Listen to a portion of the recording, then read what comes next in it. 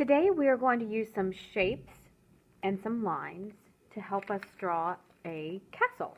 You will also be using your imagination, of course, to create kind of the castle of your dreams.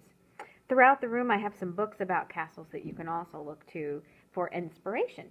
So the first thing you can do, and I have this drawing guide for you, is you're going to draw a line across the bottom of your page and up each side. So this is just a sketch, so I'm going to start here with a line across the bottom and then up the sides. Your paper can be turned tall like I'm doing right now, or it could be turned the other way. Either way would be fine. Okay, from here you're going to use these two lines on the side and turn them into tall rectangles, and then draw a line across connecting the two rectangles, and this turns this into sort of a square. Now, this is your plan. So when we're doing the plan, we're all going to sort of start this same way that I'm showing you right now. When you start working on your own and when you start working on your real paper, you can totally just take these ideas and run with it. Make your own changes. You don't necessarily have to start exactly like this, but this is a really simple way to use shapes to get you started.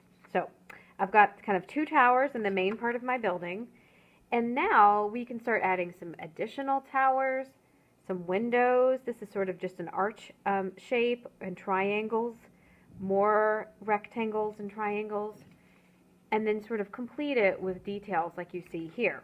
So I'm going to maybe add a tower, a top to my tower there. Maybe I can start to draw a detail like a flag. I also have on your tables some guides for some ideas about the gates and doors, flags and banners, the windows, and what those might look like, maybe some of the brick. And then on the back, kind of a more completed one with the path leading up to the castle, and maybe there's a moat back here. So you're going to keep working until you're happy with your imaginary castle. Now, castles are real things. You can go to a castle, visit a castle, but we're using our imagination today to make it the castle of your dreams. So if you wanted to have a dragon flying behind your castle, you totally could.